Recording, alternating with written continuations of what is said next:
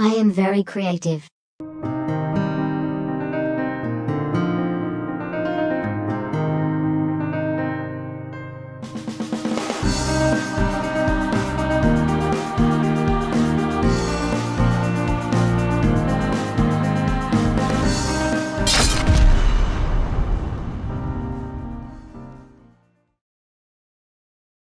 Ever seen water that melts the very glass you have in front of your submarine? Well, feast your eyes, people. Feast your eyes. Hello there, you beautiful demons, and welcome back to some more Subscribercraft review. And today, what we have here is the Inomination by Mainfall. Finally a name I can't really butcher. So yeah, this is our first submarine in the Playing with Subscribercrafts, and I'm really excited about this. The thing is 185,000 resources and a whopping 21,000 volume. It's 183 long, wow, and 17 wide. So basically, it's a giant torpedo, which carries lots of torpedoes. Moves at around 13 meters per second, be it above water, underwater, and right now it's floating above water because I have fiddled with its PID a little. And this is the first craft in our Playing with Subscribercraft series where the colors are not actually fleet colors. These colors are intended by the creator of this creation, and I really appreciate that because I want to see how the creator envisioned the craft to look like, and this looks like a black and red big fat torpedo. And we have some wings in it, which looks like it's on spin blocks, of course, that look amazing. I really quite like the simplistic look of this design. This is just a big and long torpedo kind of thing. So yeah, I really like the theme. Let's discolor this thing. Although it's not really that colored, but it's still easier to discolor stuff before inspecting. Man, does it look too simplistic after the discoloration, but whatever makes it look good, I am okay with it. It's a really simplistic design. Now that I have discolored it, it has lost all of its nice charm and is a truly big and long corn dog. So, let's have a look at the armoring scheme. As always, even though it is a submarine and is protected by a lot of water at all times, craft submarines do need good armoring scheme. Let's see if this thing has one.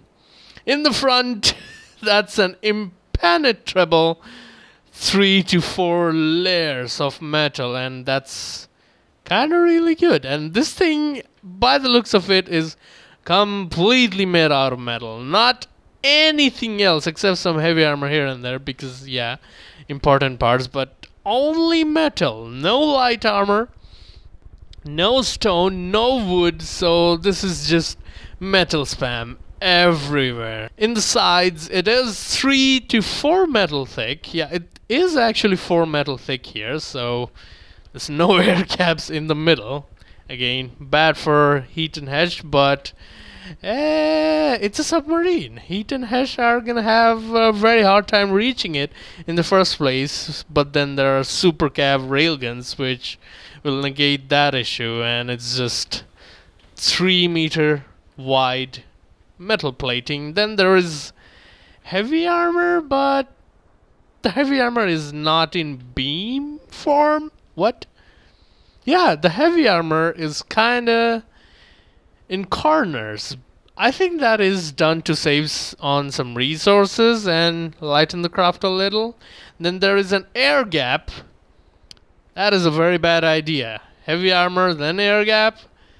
If any hedge gets through this, it's gonna shred the AI. Then there is fuel. What? Fuel? Why fuel in here? That's a weird design if I've ever seen one. Then there is Surge Protector Spam.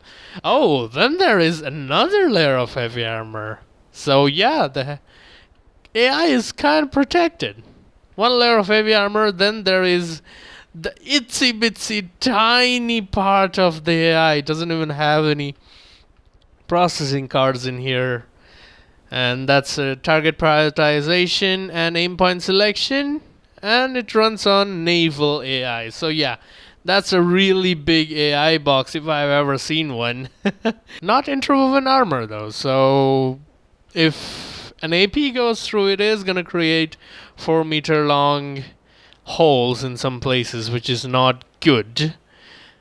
Fins on spin blocks for aesthetics, of course. Then the deck. It's also 3 metal thick. That is quite good actually. Then there are missiles, tons of missiles. We'll get into that later.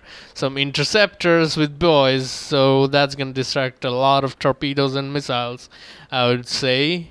Yep, deck is 3 to 4 thick in all places. And there's a giant air cavity in the front.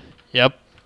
With some stabilization daddy blades. These are on continuous, so they are for the buoyancy of this thing, since this thing is all metal. It doesn't have any innate buoyancy. Some air gaps in here with a lot. Holy crap, that's a lot of processing cards. That's insane amounts of processing cards. I'll have to see how many detection equipment this uses, because yeah, that's a lot. But then they're not really protected. Protected by 2 layers of metal and then holes because turning propellers. And I have noticed that this thing only has turning propellers in the front. It doesn't have any turning in the back, so its turning kinda does suffer. That's one of my complaints. That can be easily fixed by adding a turning section outside in here without even compromising anything. So yeah, that's a really easy fix. Then there is the engine exhaust coming out in here. Then we have tons and tons and tons and tons of propellers that propel this thing. This is a submarine, so yeah, it will need a lot of propellers. And that many propellers to move this thing at 13 meters per second. I would recommend some daddy blades in the inside. This is a game after all. We are not going for realism. Then there is laser detectors, and as we have seen, a lot of smoke in there. Yep, smoke, so it's laser proof as well. That is good. Lots of laser detectors in places. More laser protectors. Repair bots, and oh my god, this thing has an insane amount of repair bots. I was inspecting this thing 5 minutes before recording. This is crazy, guys. This is just crazy.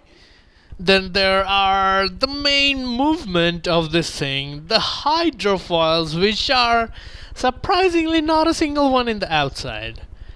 I do not know how they work, but they are, as you guys can see, in the inside, and they are twitching because this submarine is not really supposed to fly, so that's not that. But yeah, the hydrofoils are in the inside, and this thing doesn't have holes in the hull to let the water inside, so I did not know the hydrofoils work like the daddy blades, that even if in real life they would not work like this, they kinda do. All of the hydrofoils are inside.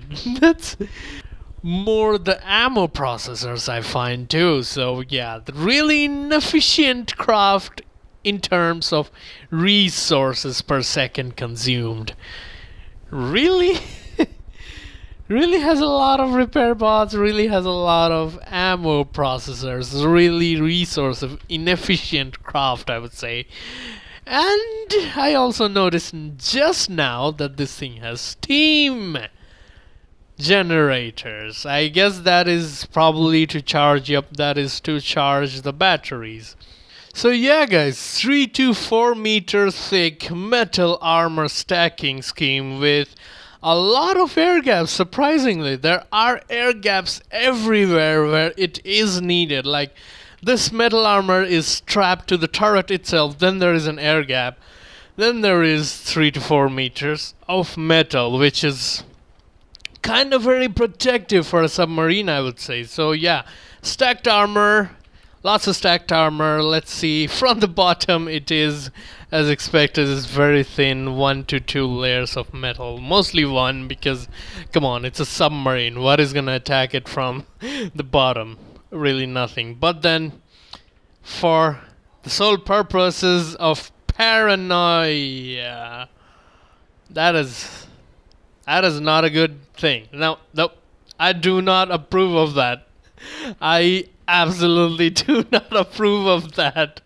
Really, like, if I was building this just for the paranoia, I would have double layered at least the below of these turrets, because I don't know. And as I said again, guys, just look at it. Look at the amount of repair bots. They're everywhere. I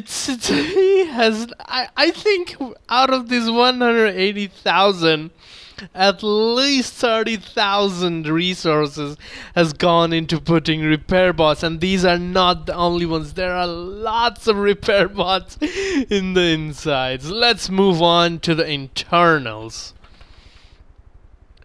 There are the internals, and as you guys can see, the metal, 1 meter thick metal, is strapped to these turrets, which is always good because frag protection and blowout protection, so that is good. In the sides we have shielding as well, so APS is gonna have a little bit of a hard time, but then the shielding is only 1 layer, so I'm not really worried about that. Like, look at that, even on the decorations he has shoved in some repair bots. This thing is like the Wolverine. Oh my lord. And look at that, repair bots, even in here. Even in here, I actually have to count off camera how many repair bots this thing has. Let's count that in.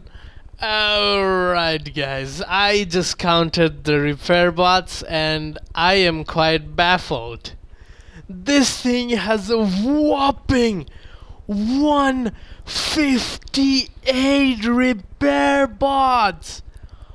Holy moly, this is gonna repair fast, and they are sprinkled all over the craft, so no movement time for the repair bots itself. I am honestly impressed. 12 of these, let's see what they are. They are fins, they're 4 torpedo propellers, so very detectable by anti-torp lamps. Then there are 3 fuel tanks. What? 4 explosive warheads, so not that much of a damage, but excessive amounts of fuel tank. You do not need 3 fuel tanks with this kind of torpedo. This will probably blow up itself by running out of time before using all that fuel in there. So I would suggest reducing the fuel and increase the damage of those torpedoes a little. And these are normal radar missiles with tons and tons of fragment warheads, and 4 fuel tanks, 1 variable thruster, 1 torpedo propeller as well. So hybrid missile, torp and missile. So 44 of these missiles. I actually did count them because it's my job. Then more of the same missile. Holy moly. 44 of these missiles. Wow. Then there are torps in here, which are again... Oh no, these are not the same torps. These are shorter torps with 2 torpedo propeller, 1 fuel tank, and lots of explosive warheads. So these are quite good torpedoes, but not the front ones. Front ones? Back ones? Yeah, those were the front ones. These front torpedoes, they are kind of not good. Too much fuel, too less of a firepower. And then there is this measly small engine. Measly small engine which only has 3,200 power to it. So 3,200 fuel engine power and 15,000 electric engine power. That's all it runs on. So I think the engine power is only needed for the propellers and the ammo processors. I do not think these are engine power derived.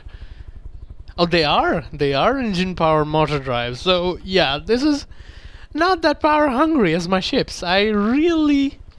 Moving on to the middle section of this area, which has the batteries. More boys. So yeah, it is meant to distract lots of torpedoes. I haven't tested that yet, but I am guessing that's how it works. Then propellers that I surprisingly did not see from the bottom. Are there somehow inner propellers? No, they're not. I am just blind. I am very blind. I did not see these propellers. I guess those are for the sole purpose of roll. Yes, those are for the sole purpose of rolls, because I think this thing has enough buoyancy with the dead blaze to stay at a certain altitude, and more torpedoes and stuff. Torpedoes, missiles, missiles everywhere. And then there are the interceptors. These are ballast tanks, sticky flares, sonar boys, and missile interceptors. So they don't have any thrust. They are just gonna float. That's it. 3 of those. I haven't found more actually. Just 3 of these. Just 3 of these. I haven't found more, so I would suggest adding more of those. These are again 4 torpedoes, propellers, 3 fuel tanks. These are the front ones, aren't they? Yep, these are the front torpedoes. Quite a nice cockpit with incomprehensible amounts of controllers. Do we really need that much? I mean, in real life we do, but in From the Depths only this one will do. You don't need these. But yeah, I guess it's to make the cockpit look more appealing. Look at that, but it's so red in here. So red in here. Plants will actually be very happy. Next up is the turrets, which are quite nicely protected by this porch stringy extending from the bridge itself, which is actually good because this is a submarine and will be shot from above, so the turrets will be staying alive for longer than usual. Then let's shrink the blocks, which for some damn reason isn't working. I think I've selected the other one. Yes, there we go.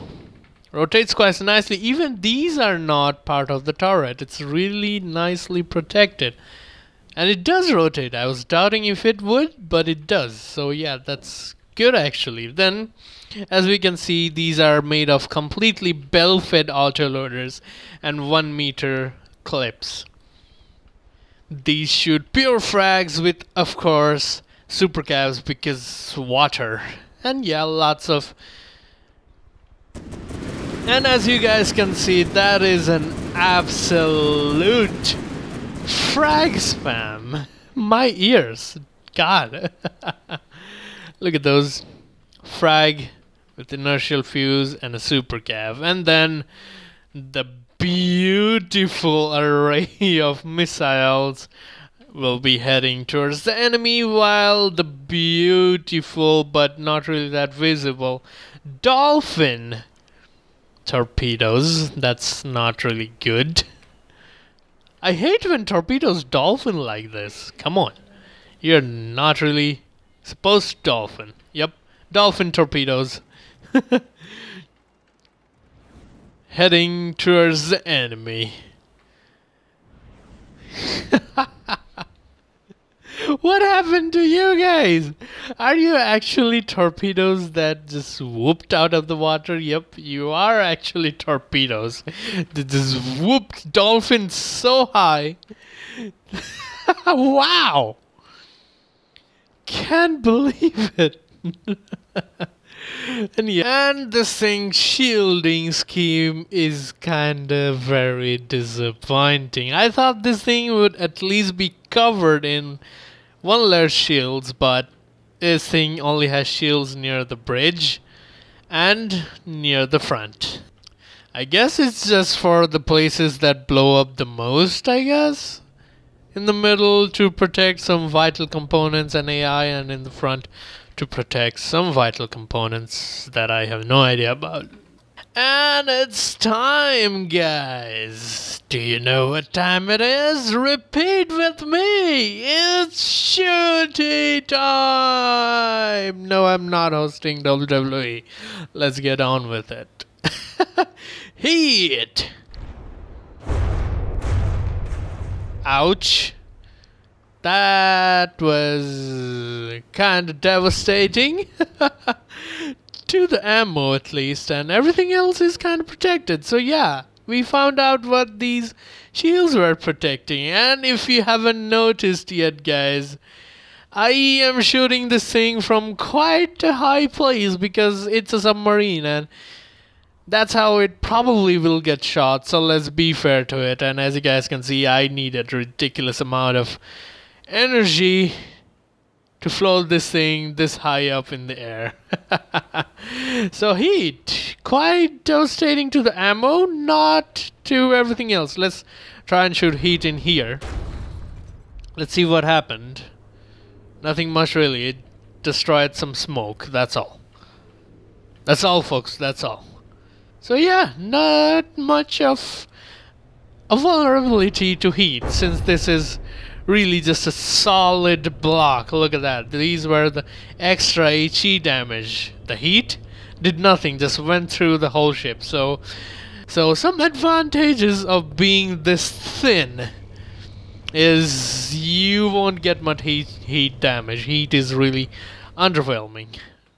Really underwhelming. But Hesh, let's try that out, shall we? Go with some Hesh in here. Hesh again did almost nothing because Hesh, and it has an air gap in the middle, so this Hesh just wiggled around a little and didn't do all that much. This is surprisingly nicely shielded. Some Hesh here that, yeah, it devastated the front part. Look at that, holes everywhere. Hesh is very good for the front part. Isn't that good for the middle part? Look at that. Doesn't do all that much damage, actually. Now it managed to punch through a hole and took out almost all of its batteries. But yeah, that was a lot of Hesh shells, and that many I don't think will be reaching a submarine. So the middle part, quite nicely armored. Let's look at the back part. That was devastating. Hole in the engine. So yeah, back part, front part, not that protective against heat, but the middle part, I think due to some heavy armor lining and whatnot, is a little bit stronger. But yeah, still vulnerable to Hesh. I mean, what is not vulnerable to Hesh? And I haven't shot it with AP yet because we know what's gonna happen when we shoot AP at it. It's gonna produce needle size but big long holes. Then we have fragments. Fraggies. Let's see what happens when we frag this area. Yep, as expected. Melted like butter. What doesn't melt in face of frag if you don't have double layer shielding? Look at that. Even the middle part melted like butter. It went through the whole thing. Frag it's just overpowered, honestly. You can't just protect yourself against frag if you don't have double layer shielding. Next up is EMP, and this thing doesn't have all that much EMP protection because first, it doesn't have any heavy armor in the middle except for the AI compartment and ammo compartment. Second, it only has surge protectors near the AI, so I'm curious to see what happens. What? What are these? Oh, these are from the giant compartment with general processing cards. Wow, so that is kind of EMP vulnerable.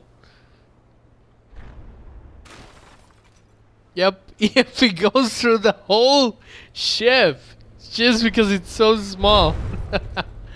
Look at that, EMP. It goes in, fries stuff, that's all. Really? Yeah, really?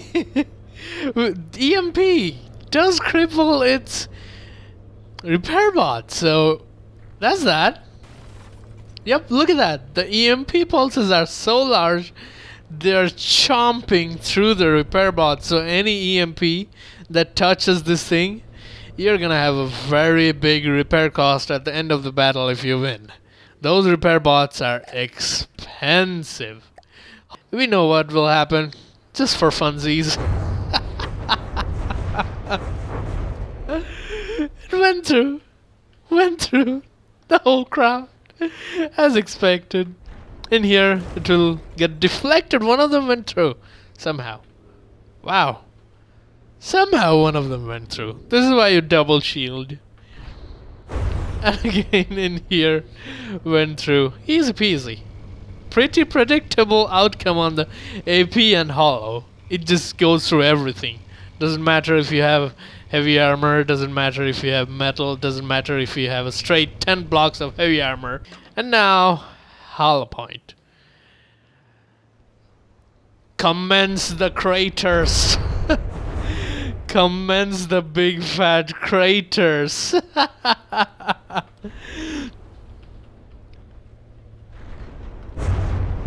Look. And now it's time for the long awaited shell type. I'm already giggling.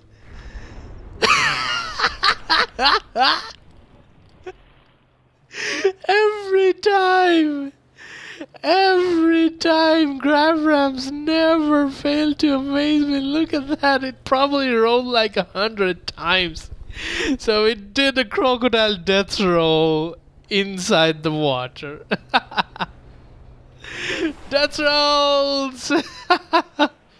But since it's a submarine, it's not flying away to the space. Love the grab rams. Always love the hilarity that ensures. Let us unleash the beast. That was anticlimactic. Why was... Oh, it repaired itself back. God damn it. Let's unleash the beast. Stop repairing it. Let's unleash the... God damn it. God damn it. Let's unleash the beast. Finally. You ruined. Those repair tentacles ruined Mike. Oh, okay. The water is actually coming from the missile holes and this area is actually flooded. Hence the hydrofoils do work. Wow, that's clever. That's very clever. Yep, the water is coming through these holes. Maybe. I have no idea if that's how it works, but yeah, it is flooded. There is no air pumps in here. So yeah, hydrofoils are working. Let's take a leap into the depths. I'm sorry, guys. I'm really sorry. Onwards! And majestically dips down into the depths. I should probably stop saying that. Look at that. And as I said, this thing is so long that when underwater you can see its buttocks from the front.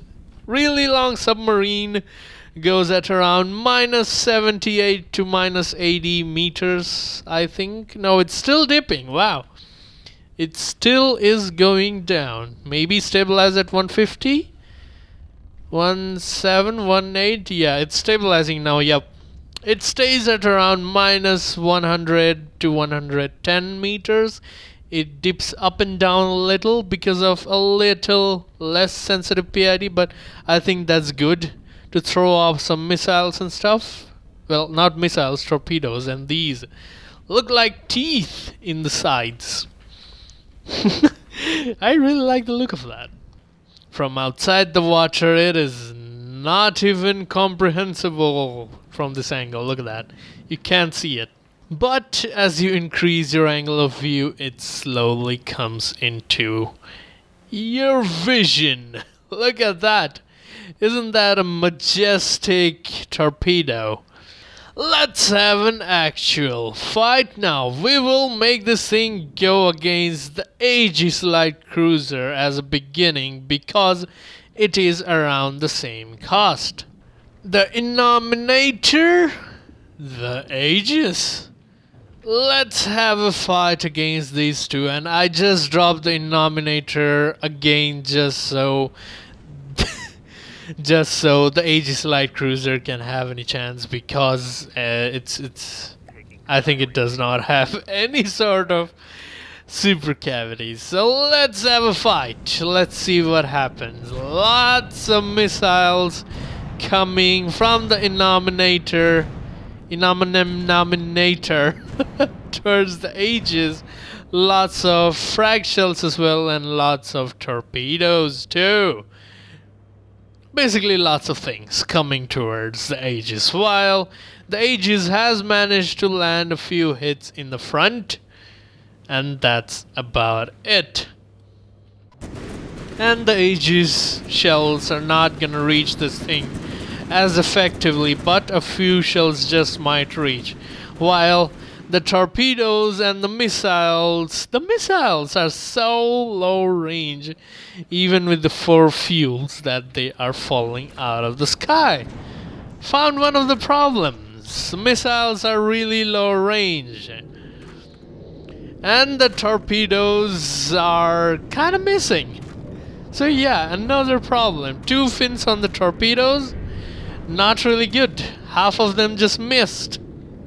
And the frags are being deflected by the Aegis's ridiculous shielding, but some of them are making through, and the torpedoes now have taken a good turn, so most of them did hit the Aegis. I would recommend having more fins on the torpedoes. We need a torpedo bomber against it, that's for sure. Let's look at the damage. Oh boy. That's a lot of damage. And the Inominator is shredding the Aegis's hull with frags too, frag shells, coming straight for the Aegis.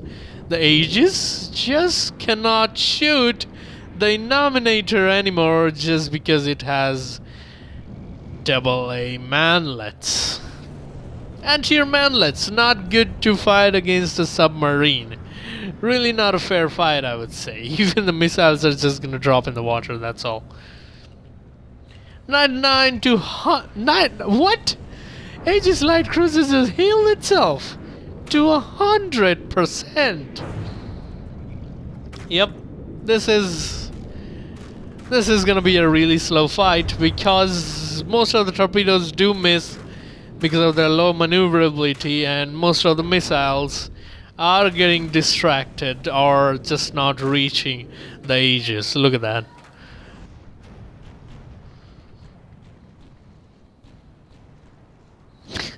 Torpedoes after a full circle coming back to itself. Wow.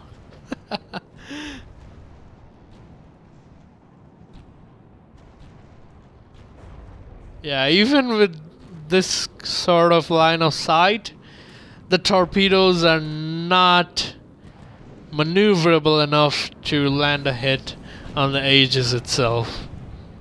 Look at that, some of the torpedoes, due to the insane amounts of fuel tanks, are coming back, but then I think they're gonna miss again. Oh, those actually might not miss. Those actually, yeah, they will miss. they will miss. They don't have enough maneuverability. 2 fins on the torpedoes are just not enough. But the Aegis light cruiser is being stolen of his flesh, little by little.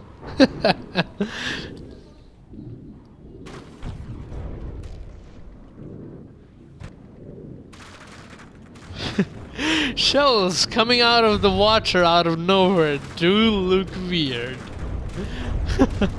Frag shells now eating up the Aegis. And the Aegis AI is gone.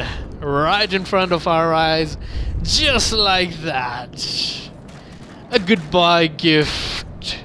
Lifting the Aegis up from the water.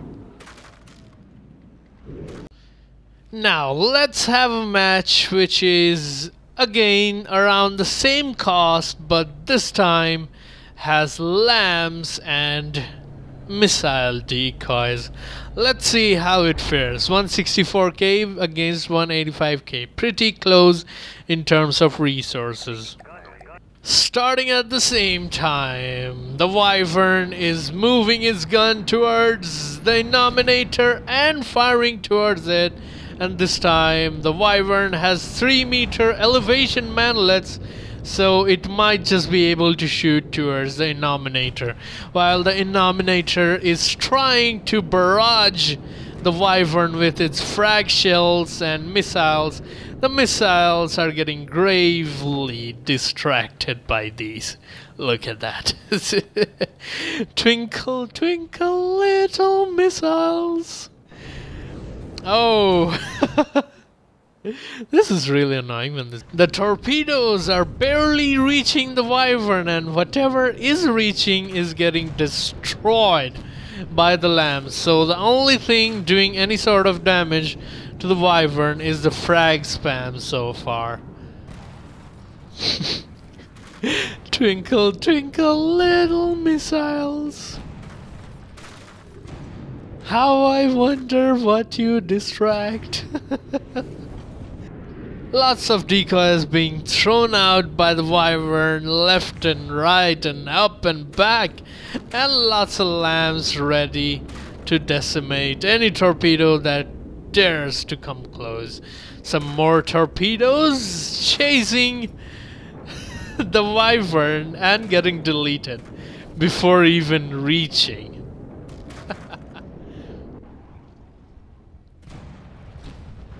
Look at that. Torpedoes just getting decimated by the lambs. No questions asked. A lot of torpedoes, a barrage of torpedoes coming in, but not anymore. They are just being pushed. What the hell? The torpedoes just flew backwards. I think those are the hybrid missiles. That was really weird.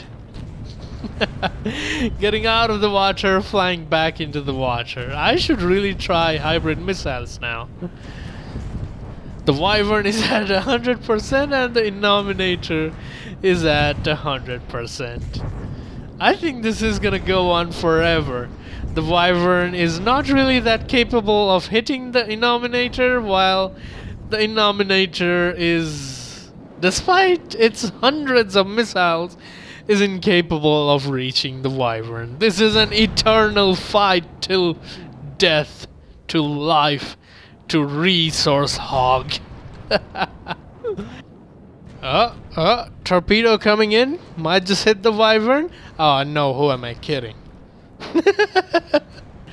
Torpedo, no. Let's get done with it. This is never gonna end. Time to shoot the Inominator with lots of torpedoes. Look at that. Look at that. Let's see what those torpedoes can do. And torpedoes going towards the Inominator.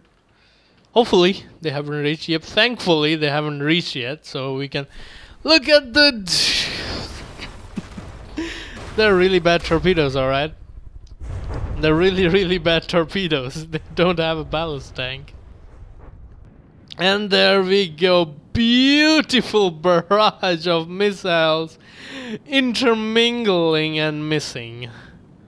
What's up with those missiles? I guess, yeah, they are not gonna go underwater and towards the torpedo. I mean, towards the submarine. So, yeah, let's see what happens to the torpedoes. And they are completely gonna miss. Some of the torpedoes are actually making to it. So, yeah, this does not have any torpedo defense.